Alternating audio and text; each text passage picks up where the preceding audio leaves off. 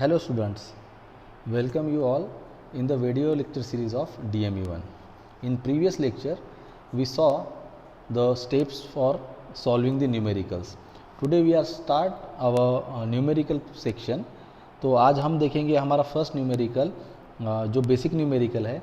तो last lecture में हमने जो देखा था वो स्टेप्स थे जो न्यूमेरिकल किस तरीके से सॉल्व करना है, क्या हमें फाइंड आउट करना है. उसके अंदर जो स्टेप्स वाइज दिया था उसके अंदर हमें ये फाइंड आउट करना रहता है कि उसके जो भी स्ट्रेसेस रहेंगे, डिफरेंट स्ट्रेसेस रहेंगे, स्ट्रेन जो रहेंगे, अलग अलग डायमेंशंस जो रहेंगे वो हमें फाइंड आउट करना है. तो अपना मेन मोटो जो रहता है कि जो भी आपको एक एलिमेंट दिया गया रहेगा उस एलिमेंट के डायमेंशंस फाइंड आउट करना, ये हमारा एम रहता है इस न्यूमेरिकल के अंदर. ठीक है, तो आप फर्स्ट थिंग ये चीज़ समझ लीजिए कि आपको जब भी कोई न्यूमेरिकल सॉल्व करना है DME1 के अंदर, तो हम न्यूमेरिकल सॉल्व करते हैं किस लिए, उसका एक मोटो रहता है, उसका एक रिजल्ट रहता है कि हमें उसका जो भी आंसर फाइंड आउट करना है वो in the form of dimensions रहता है. यानी जो भी आपके पास आंसर आते हैं ना, तो वो उस एलिमेंट्स के डायमेंशंस हम फाइंड आउट करते हैं. तो इसके लिए हमें न्यूमेरिकल सॉल्व करना पड़ता है. तो न्यूमेरिकल सॉल्व करना यानी क्या रहता है कि हमें कोई पजल सॉल्व नहीं करना रहता है. यहाँ पे कुछ चीज़ें आपको एजम्पशन बोल के ऑलरेडी दी रहती है, गिवन डेटा आपको दिया हुआ रहता है, उसको कंसीडर करके आपके पास एक डिज़ाइन प्रोसीजर रहेगी. उस डिज़ाइन प्रोसीजर के अंदर स्टेप्स रहेंगे, जैसे प्रीवियस लेक्चर में दिखाया मैंने आपको कि जो स्टेप्स रहते हैं न्यूमेरिकल सॉल्व करने के लिए, तो उसको हमको स्टेप बाय स्टेप सॉल्व करना है. जैसे ही आप उसको सॉल्व करते हो, फर्स्ट स्टेप को सॉल्व करते हो, तो आपको सर्टेन एक आंसर मिलेगा. तो वो आंसर डिपेंडेंट रहता है नीचे वाले स्टेप्स के लिए. फिर वो जब तक आप फर्स्ट स्टेप का आंसर नहीं निकालते हो तब तक आपका सेकंड स्टेप क्लियर नहीं होता है. तो एक दूसरे पे वो डिपेंडेंट रहते हैं. जब भी आपका फिर ये एक दूसरे के साथ कोरिलेट करके आप जब आंसर्स निकालते जाते हो स्टेप बाय स्टेप, तो एंड में जो आपका आंसर आता है वो आपका होता है डायमेंशंस. ऐसे इसमें भी डायमेंशंस मिलते हैं, लेकिन जो आपका मेन टारगेट जो रहेगा वो रहेगा जो आखिरी स्टेप्स के अंदर आप जो फाइनल डायमेंशंस निकालते हो वो आपका टारगेटेड डायमेंशंस रहता है. तो फर्स्ट यूनिट के अंदर हम वही देखेंगे कि किस तरीके से आपका न्यूमेरिकल सॉल्व करता है, उसमें आपको क्या गिवन दिया रहता है, उसके बाद आपको क्या फाइंड आउट करना रहता है, प्रोसीजर किस तरीके से रहती है, और उसके अंदर आपको खुद के लॉजिक्स भी लगाने पड़ते हैं. खुद के लॉजिक्स इन द सेंस आपको तो डिज़ाइन प्रोसीजर दी हुई रहती है, लेकिन जब न्यूमेरिकल आपको सॉल्व करना पड़ता है तो आपको थोड़ा सा बेसिक मैथमेटिक का नॉलेज रहना ज़रूरी है. तो फिर भी मैं आज के लेक्चर में ट्राई करूँगा जितना आपको डिटेल में बता सकूँ उतना, लेकिन जो कैलकुलेशंस पार्ट रहते हैं वो इसके अंदर पूरे प्रॉपर तरीके से स्टेप बाय स्टेप मैं आपको नहीं बताऊँगा कि फॉर्मूले में आंसर पुट करने के बाद जो आंसर आएगा वो आपको मैं बताऊँगा. ये तो आपको इतना ही आपको समझ में आना चाहिए. और आपको तो ये मैं एज्यूम कर लेता हूँ कि आपको कोई भी न्यूमेरिकल के अंदर फॉर्मूले के अंदर अगर वैल्यू पुट किया तो आपको वो सॉल्व करने को आता होगा. अगर वो नहीं आता होगा तो कोई भी सर्टन पॉइंट के ऊपर तो आप मुझे पर्सनली मैसेज कीजिए, तो आपको उसको मैं डिटेल में समझाऊंगा. नहीं तो क्या हो जाएगा कि आपका वीडियो ये जो है तो वो बहुत इलांगेट बन जाएगा. अगर स्टेप बाय स्टेप हर चीज़ बारीकी से आपको दिखाने की अगर कोशिश करूँगा कि किस तरीके से फार्मूले में वैल्यूज़ डाला, फिर कैल्शियम में किस तरीके से उसको कैलकुलेट करते हो, आंसर किस तरीके से थे, तो वो बहुत चाइल्डिश चीज़ लगेगी. तो उसको हमको अवॉइड करने के लिए आपको क्या करना है कि आपको खुद को उस चीज़ को कैलकुलेट करना है. ठीक है, तो आपको आंसर आपको समझ में आएगा. तो मुझे लगता है कि अब आज हम पहला आपका जो न्यूमेरिकल स्टार्ट करते हैं और उसको समझने की कोशिश करेंगे फर्स्ट थिंग. और इसके बाद ये जो न्यूमेरिकल सॉल्व करूँगा इसका मैं PDF आपको PDF मैं आपको इसके अंदर शेयर करूँगा. ठीक है, तो स्टार्ट करते फर्स्ट न्यूमेरिकल आपका. तो न्यूमेरिकल है इस तरीके से. आपका फर्स्ट न्यूमेरिकल कहता है कि अ curved link of the mechanism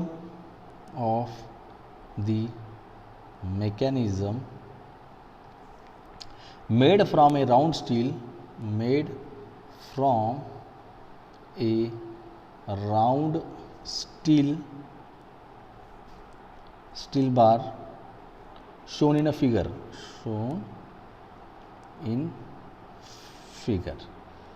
The material of the link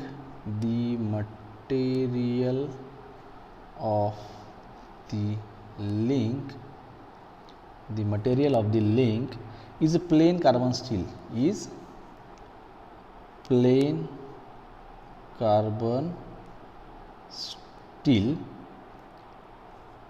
30C8 bracket में SYT is equal to 400 newton per mm square, ठीक है। And factor of safety is 3.5. Determine the dimensions of the link. Dimensions of the link, ठीक है। अब देखिए इस numerical का, ये आपका न्यूमेरिकल है, इस न्यूमेरिकल को पहले समझ लेते हैं, उसके बाद हम सॉल्व करेंगे, ठीक है। अब इन्होंने क्या कहा है कि यह कर्व्ड लिंक, यानी कोई तो ये कर्वेचर टाइप की लिंक रहेगी। मैं अभी फिगर निकाल के दिखाऊंगा आपको, लेकिन पहले ये चीज़ समझ लीजिए कि a curved link of the mechanism, कोई तो एक मैकेनिज्म है, उस मैकेनिज्म के अंदर एक लिंक यूज़ की गई है, जो उसमें यूज़ कर रहे हैं। कि मैकेनिज्म रहेगा कोई तो मैकेनिज्म जिसके अंदर लिंक से ही मैकेनिज्म बनता है आपके, तो नंबर ऑफ लिंक्स में एक लिंक को कंसिडर किया गया है जिसको हम कर्व्ड लिंक कह रहे हैं। उस लिंक, वो लिंक बनी है एक राउंड बार से, यानी आपका जो बार रहता है, मान लो ये जो पेन है इस तरीके से बार है रॉड रहता है जिसको हम रॉड कहते हैं, तो राउंड जो सॉलिड रहेगा, तो राउंड बार से बनाया गया है जो फिगर में दिखाया गया है। तो मैं फिगर में दिखाऊंगा आपको। The material of the link is plane carbon steel 30C8, यानी क्या कि जो भी मटेरियल, जो लिंक है वो लिंक किस मटेरियल से बनाया गया है, प्लेन कार्बन स्टील से बनाया गया है। और उसका कोडिंग जो है 30C8 है, यानी उस प्लेन कार्बन स्टील का जो कोड रहेगा वो क्या रहेगा 30C8। इसके ऊपर ज़्यादा फोकस भी नहीं किया तो चलेगा, लेकिन आपको उस प्लेन कार्बन स्टील में का उसका एक ग्रेड समझ में आएगा कि 30C8 ये ग्रेड है उस स्टील का। ब्रैकेट में क्या दिया है SYT, यानी इसकी क्या रहेंगी, ये स्ट्रेंथ ऑफ मटेरियल। SYT यानी क्या रहेंगी, strength of material 400 newton per mm square, ठीक है। And factor of safety is 3.5, यानी जो ये दो एजम्पशंस आपको ऑलरेडी दे दी है कि ये आपको कंसीडर करने हैं कि मटेरियल का जो भी स्ट्रेंथ ऑफ मटेरियल रहेगा वो 400 न्यूटन पर mm स्क्वायर रहेगा, एंड फैक्टर ऑफ सेफ्टी क्या रहेगा 3.5।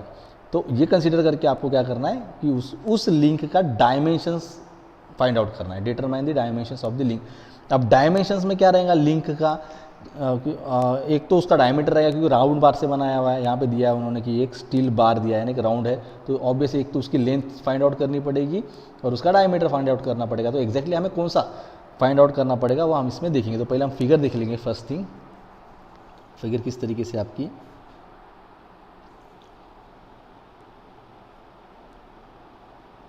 मैं लिंक की फिगर निकाल रहा हूँ आपके,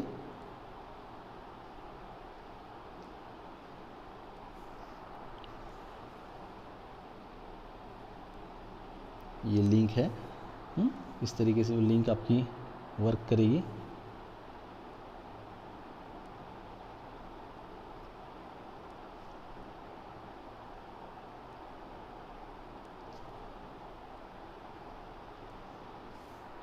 ये आपकी लिंक है, ठीक है, ये लिंक है।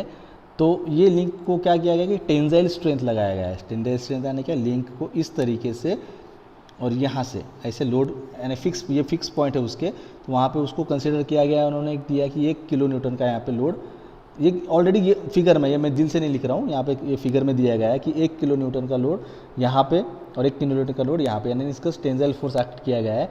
जो इसकी सेंटर लाइन है आपकी लिंक के बार की, जो सेंटर लाइन है ये मैं फाइंड आउट, ये आपको निकाल के दिखा रहा हूँ।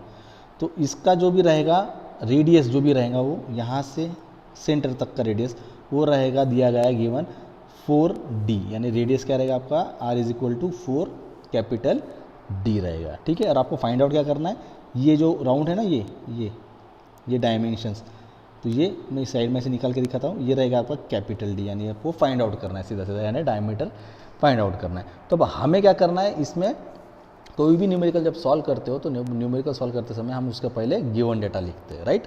तो हम पहले गिवन डेटा लिखेंगे और गिवन डेटा लिखने के बाद आप न्यूमेरिकल स्टार्ट करेंगे, राइट। तो आपका गिवन डेटा जो है हम यहाँ पे लिखते हैं गिवन डेटा। अब ये जो गिवन डेटा में आपको फिगर भी ऑलरेडी दी हुई है, गिवन डेटा में आपका फिगर ऑलरेडी दिया हुआ है। तो इस फिगर में देखेंगे कि आपको क्या दिया है, इसमें दिया है आपको P, यानी प्रेशर बोलो, फोर्स बोलो, जो भी रहेगा वो क्या दिया गया आपको 1 किलो न्यूटन, यानी यहाँ पे मैं लिखूंगा P is equal to 1 kilo newton, ठीक है। देन क्या दिया गया आपको, then factor of safety, strength of material यानी SYT।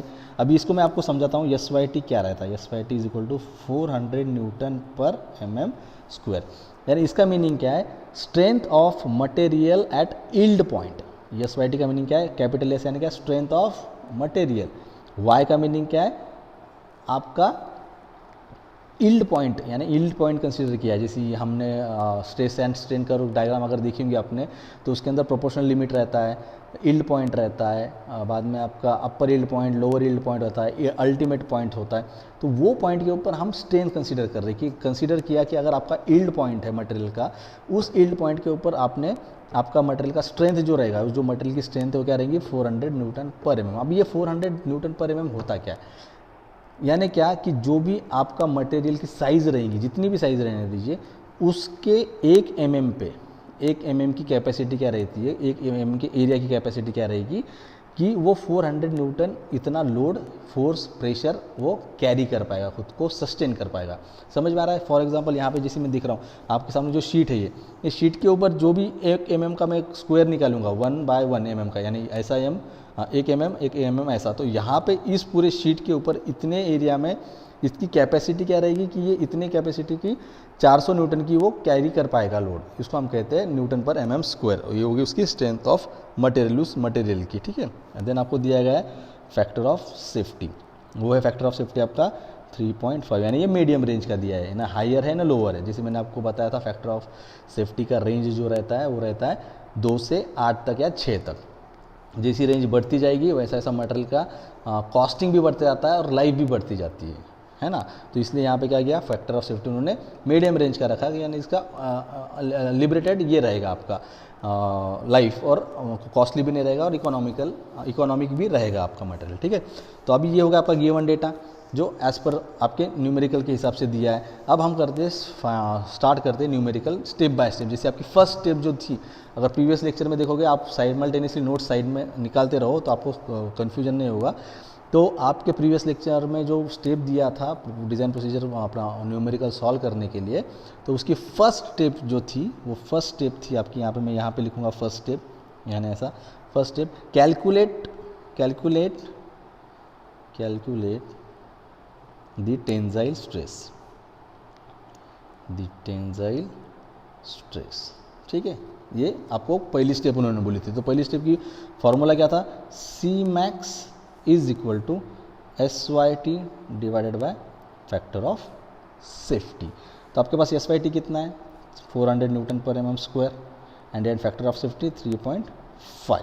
तो इसको अगर आप कैलकुलेट करोगे तो आपका आंसर क्या आएगा, आपके अराउंड जो आप कैलकुलेट करोगे तो वो रहेगा आपके पास 114.29 Newton per mm square. Newton per mm square क्यों, क्योंकि यहाँ पे न्यूटन पर mm स्क्वायर इसका यूनिट था, और 3.5 का यानी फैक्टर ऑफ सेफ्टी का कोई यूनिट नहीं था, इसलिए वो डिवाइड बाय 1 भी हो जाता है, इसका भी यूनिट 1 हो जाता है, तो ऑटोमेटिकली आपका क्या यूनिट आ जाएगा, न्यूटन पर mm स्क्वायर। तो इस तरीके से आपका फर्स्ट क्या हो गया, स्टेप सॉल्व हो गई, जिसके अंदर कुछ प्रॉब्लम नहीं था क्योंकि आपके पास दोनों भी चीज़ें ऑलरेडी गिवन दी थी, तो इसलिए आपका आंसर ऑटोमेटिकली आ गया है, इसमें कुछ प्रॉब्लम नहीं।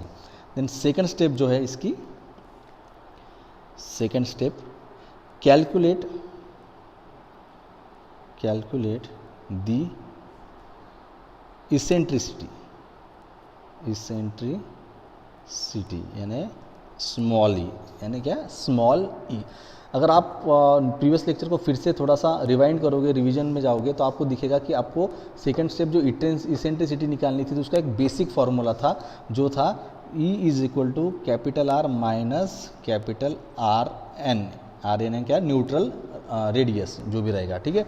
तो ये कॉमन, ये स्टैंडर्ड फार्मूला है। इसके अंदर हम क्या करते हैं कि जब R की वैल्यू निकालेंगे और RN की वैल्यू निकालेंगे तो उसके फॉर्मूलेस वेरी करते हैं, डिफरेंट रहते हैं। वो किसके बेसिस पे रहते हैं, जो शेप का आपके पास ऑब्जेक्ट है। अब अपने पास ऑब्जेक्ट कौन सा है, राउंड बार का है, जैसे आपके यहाँ पे दिखाया था राउंड बार, स्टील बार यानी क्या, राउंड है, तो आपके पास ऑलरेडी उसका एरिया क्या बन जाएगा, सर्कुलर। तो सर्कुलर के लिए जो भी आपको फॉर्मूले R के लिए दिए गए और RN के लिए दिए गए वो आपको यहाँ पे यूज़ करने पड़ेंगे। तो आपके लिए R तो ऑलरेडी दिया गया है, R इज इक्वल टू क्या दिया है यहाँ पे, देखिए यहाँ पे लिखा हुआ है R is equal to 4D लगा, तो मैं गिवन डेटा में लिखता हूँ R is equal to 4 into capital D, यानी 4 टाइम्स डायमीटर का 4 टाइम्स आपका रेडियस रहेगा। तो ऑलरेडी आपका R यहाँ पे क्या रहेगा, R is equal to 4D। अब रहेगा कि आपके पास RN फाइंड आउट करना है आपको, राइट। तो RN फाइंड आउट करने के लिए आपको क्या करना पड़ेगा, RN का फॉर्मूला जो आपको प्रीवियस लेक्चर में जाके देखोगे आप, तो आपको RN सर्कुलर फॉर्म के लिए RN का फॉर्मूला जो दिया गया है वो है आपके पास अंडर रूट ऑफ R0 या outer RO under root of RI divided by 4 bracket square, ठीक है, ब्रैकेट स्क्वायर। ये आ गया यहाँ तक समझ में। अब आपके पास और अननोन चीज़ क्या है इसके अंदर, आर ओ और आर आई, तो अब वो हम निकालेंगे, आर ओ और आर आई किस तरीके से हम फाइंड आउट करेंगे। तो इसका एक फार्मूला है, नॉर्मल स्टैंडर्ड फार्मूला है, जिसके अंदर हम लॉजिक लगा के काम करेंगे किस तरीके से आपका डायमीटर निकलेगा। तो क्या हो जाता है, अब अगर फिगर को देखोगे आप, तो आपको अगर याद आ रहा होगा प्रीवियस लेक्चर में हम रेफरेंस पॉइंट लेते थे, रेफरेंस पॉइंट के नज़दीक जो एरिया रहेगा आपका, सरफेस रहेगा, वो क्या रहेगा आपका आर आई रहेगा, और जो बाहर का रहेगा वो क्या रहेगा आर ओ रहेगा, यानी आउटर फाइबर रहेगा और ये इनर फाइबर रहेगा, राइट। तो आपको आउटर फाइबर और इनर फाइबर का फॉर्मूला निकालना है। तो आपका जो भी रहेगा इस सेंटर को हमको कंसीडर करना पड़ता है, इस पॉइंट को हमको सेंटर लाइन को कंसीडर करके हम उसका फाइंड आउट करेंगे। तो इसमें हमको हल्का सा लॉजिक लगाना पड़ेगा, जो स्टैंडर्ड फॉर्मेट में नहीं दिया है, तो हम आपका अपना लॉजिक लगाएंगे। तो अपना लॉजिक किस तरीके से लगाएंगे, हमें मान लो कि आर आई यानी इनर फाइबर निकालना है, रेडियस, इनर फाइबर रेडियस निकालना है। तो वो किस तरीके से निकालेंगे, मान लो आपके पास 4D दिया हुआ है, तो हम क्या करेंगे, इनर निकालना है, अंदर से निकालना है हमें, राइट। तो अब मान लो यहाँ पे आपका क्या हो गया, यही हम उसको रेफरेंस पॉइंट कंसीडर करेंगे, ये अंदर से है और ये बाहर का आउटर डायमीटर है और ये इनर डायमीटर है, ये आउटर ये इनर, ठीक है। तो इस तरीके से हम इसको क्या करेंगे, अगर ये इनर है और सेंटर का पॉइंट जो इधर से है, तो ये डायमीटर जो भी रहेगा इसका हमको हाफ करना पड़ेगा, जो भी हाफ डायमीटर रहेगा उसको हम आधा करेंगे। तो हम आधे डायमीटर को क्या लिखेंगे, एक तो 1/2 और 0.5।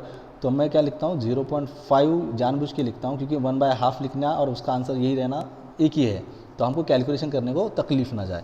तो यहाँ पे आपका आंसर क्या मिलेगा, 4D - 0.5D, ऑटोमेटिकली आंसर क्या आ जाएगा आपका 3.5D। यानी यहाँ से इनर डायमीटर जो रहेगा आपका, इनर रेडियस, इनर फाइबर जो कह रहे हैं हम, इनर फाइबर रेडियस जो कहेंगे हम यहाँ पे, यहाँ से इनर फाइबर रेडियस जो रहेगा वो कितना रहेगा आपका 3.5D। देन हम निकालेंगे R outer diameter, same formula RD plus रहेगा यहाँ पे, वो रहेगा 0.5D। क्यों, क्योंकि हमने ये सेंटर लाइन को कंसिडर किया है ना, तो इस सेंटर लाइन का अंदर का पोर्शन क्या रहेगा, इसका RI यानी इनर रेडियस, और इधर का क्या रहेगा आउटर रेडियस। तो ये सेंटर लाइन से इस डायमीटर का जो कैपिटल D है, ये कैपिटल D को हमने आधा कर दिया, यहाँ से आधा इधर आधा इधर, इसलिए यहाँ पे 0.5 यहाँ से हमने माइनस किया, और यहाँ से हमको 0.5 प्लस करना पड़ेगा ना, आधा डायमीटर बढ़ाना पड़ेगा, इसलिए यहाँ पे 0.5D लिखा। तो आपका आंसर क्या आ जाएगा 4 + 4.D। तो आपके पास RI और RO आ गया। तो आप अगर इसको फार्मूले में पुट करोगे आप प्रॉपर तरीके से आंसर में, तो आपको आपका RN मिल जाएगा। तो RN के फार्मूले में, इस फार्मूले में वैल्यू पुट करोगे, उसको कैलकुलेट करोगे, तो आपके पास आपका RN का आंसर आ जाएगा 3.9843443D, ठीक है। इस तरीके से आपका ये आंसर आएगा 3.9843D, ठीक है। ये आंसर आ गया RN का।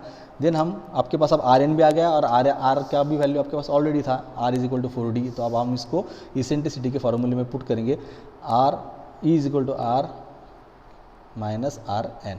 तो R क्या है आपके पास 4D माइनस जो आंसर आपके पास आया 3.9843D, राइट। तो आपका आंसर जो भी आएगा वो D के फॉर्म में आएगा, = 0.0157D। ये आपका आ गया E का आपका आंसर आ गया, ठीक है। देन थर्ड स्टेप जो आपकी है, इसके बाद जो थर्ड स्टेप हम यूज़ करते हैं, calculate the bending stress, calculate the bending stress for inner fibre. तो उसके लिए फार्मूला जो स्टैंडर्ड दिया था, बेंडिंग फॉर इनर यानी सिग्मा B यानी बेंडिंग स्ट्रेस, सिग्मा यानी स्ट्रेस, I यानी इनर के लिए = moment, bending moment into HI inner height divided by ERI, ठीक है। अब इसमें हमको फाइंड आउट क्या करना है, मोमेंट ऑफ फर्स्ट क्या है आपका, मोमेंट निकालेंगे, बेंडिंग मोमेंट। तो बेंडिंग मोमेंट का फॉर्मूला किस तरीके से रहता है, जैसे फोर्स इंटू डिस्टेंस जो भी रहेगा। तो आपका फोर्स कितना है, यानी P, आपको जो P दिया है यानी 1 किलो न्यूटन का है, तो 1 किलो यानी क्या 1000 न्यूटन इंटू फोर्स कितना है आपका, सॉरी ये फोर्स हो गया, एरिया कितना है, डिस्टेंस कितना है आपका 4D यानी R, जितना डिस्टेंस ट्रैवल कर रहा है, कितना डिस्टेंस ट्रैवल करने वाला है यहाँ से वो 4D इतना, इसलिए यहाँ पे हमने वो लिया। तो आपका जो भी आंसर आएगा वो क्या आ जाएगा, आप ऑटोमेटिकली 4000D। ऐसा ज़रूरी नहीं कि फर्स्ट लेक्चर में आपको समझ में आए, आप इसको थोड़ा रिवाइंड करते रहो, जब तक आपको समझ में नहीं आता तब तक इसको रिवाइंड करते जाओ। उसके बाद आपको डाउट होंगे तो मुझे पूछो, ठीक है। तो इस यहाँ पे बेंडिंग मोमेंट का समझ में आया, फोर्स इनटू डिस्टेंस, यानी मैं डिस्टेंस लिखता हूँ, आपको समझ में आएगा यहाँ पे फॉर्मूला ये रहता है। तो फोर्स कितना है आपका यहाँ पे जो दिया है 1 किलो न्यूटन, 1 किलो न्यूटन यानी कि 1000 न्यूटन यहाँ पे लिखा, और डिस्टेंस कितना आपका जो यहाँ से इतना आपका ट्रैवल करने वाला होगा आपका 4d। तो आपका आंसर इतना आया। देन एच आई निकालना है, तो एच आई का जो फार्मूला है वो स्टैंडर्ड फार्मूला है, वो एच आई का फार्मूला इस तरीके से रहेगा R N minus R I. जो हाइट निकालनी है आपको इनर की, तो उसका neutral radius minus inner radius, ऐसा फार्मूला रहेगा स्टैंडर्ड।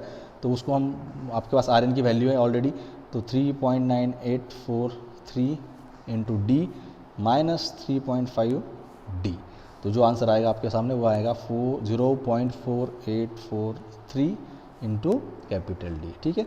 अब जहाँ पे आता है ये नीचे ए, जो हमें फाइंड आउट करना है एरिया, तो हमें पास एरिया है, जो रेडियस ऑलरेडी आपका तो वो है π/4, जो स्टैंडर्ड फार्मूला एरिया निकालने का सर्कुलर पोर्शन का 5/4। तो जो भी डायमीटर है आपके पास 4d है, आपको जो पता है 4, तो उसका जो भी आंसर आएगा आपके पास सीधा सीधा वैल्यू पुट करोगे तो 0.7854d square into mm square, ठीक है। आ गया समझ में, यहाँ तक ये आपका एरिया आ गया।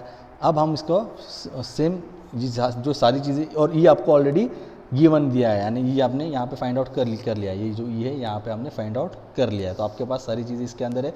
हम फिर से इसको सिग्मा बी के फार्मूले में पुट करेंगे, सिग्मा बी आई के, तो वो इस तरीके से करेंगे, sigma B I is equal to M B कितना है 400 इंटू डी इंटू, यानी ब्रैकेट में लिखता हूँ, इंटू एच आई क्या दिया आपका 0.4843 into d divided by area कितना निकाला आपने 0.784 d square into bracket into e है जो आपने फाइंड आउट किया है। ई क्या फाइंड आउट किया यहाँ पे आपने, ये जो फाइंड आउट किया है 0.0157 into D into are I जो आपने फाइंड आउट किया ऑलरेडी। आर आई आपके पास क्या है 3.5d, ये आपके वैल्यू पुट की है। तो वैल्यू पुट करने के बाद जो आपके पास सिग्मा बी वाई का आंसर जो आएगा वो कैलकुलेशन करने के बाद इस तरीके से आएगा 44,886.51 divided by D square, unit रहेगा nm Newton per mm square, ठीक है। यहाँ तक समझ में आ गया आपको। कुछ भी प्रॉब्लम आया तो फिर से इसको रिवाइंड करते जाइए आप, ठीक है। देन नेक्स्ट हम सॉल्व करेंगे, नेक्स्ट स्टेप सॉल्व करेंगे हम, जो है फोर्थ स्टेप आपको कहता है calculate the direct tensile stress, calculate the direct tensile stress. पहले क्या निकाला था हमने, कैलकुलेट द टेंसाइल स्ट्रेस। अब यहाँ पे क्या बोला है कि calculate the direct tensile stress. तो उसका फॉर्मूला क्या है आपके पास, sigma t is equal to p by a, यानी फोर्स डिवाइडेड बाय एरिया। तो आपके पास फोर्स क्या दिया है 1000 न्यूटन, और एरिया क्या दिया है आपके पास ऑलरेडी वैल्यू निकाली आपने 7854 डी स्क्वायर mm स्क्वायर, इसका वैल्यू रहेगा, इसका इस तरीके से वैल्यू रहेगा। तो आपका जिस तरीके से आप उसको आंसर निकालोगे तो क्या आएगा आपका 1273.24 divided by D square Newton per mm square, ठीक है। तो आपका इसका भी आंसर मिल गया। देन लास्ट स्टेप है आपकी जो फिफ्थ स्टेप है, calculate the dimensions, calculate the